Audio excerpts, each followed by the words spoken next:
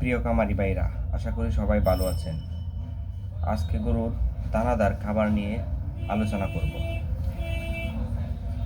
আমরা যারা একেবারে প্রান্তিক পর্যায়ের খামারি আছি, অর্থাৎ গ্রাম অঞ্চলে একটা দুইটা গরু লালন পালন করি, তাদের গরুর দানাদার খাবার সম্পর্কে অর্থাৎ খুরা, ফিড, ভুসি এগুলো সম্পর্কে মোটেই ধারণা নেই।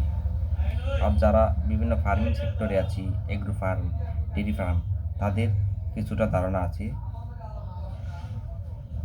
আপনার গরুকে ফিড, ভুসি, কুড়া এসব খাবার সবসময় শুকনো দিতে হবে, অর্থাৎ কোনো প্রকার পানির সাথে এসব খাবার দেওয়া যাবে না।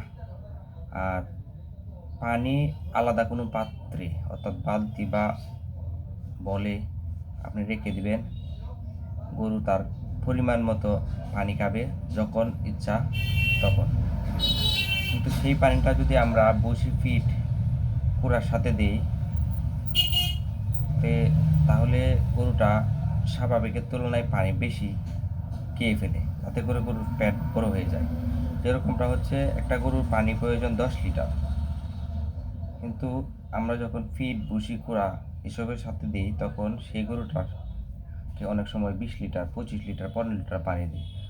তখন সে ফিড, ভুসি, কুড়ার লোভে তার চাহিদার বাইরে পানি খেয়ে ফেলে, যার কারণে তার পেট বড় হয়ে যায় এবং অনেকটা অস্বস্তিকর বোধ হয়।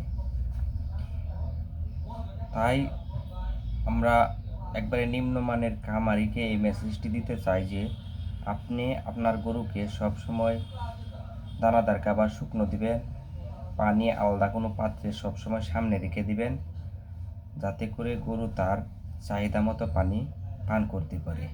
আশা করি বিষয়টি খুবই ভালোভাবে বুঝতে পেরেছেন। সবাইকে ধন্যবাদ।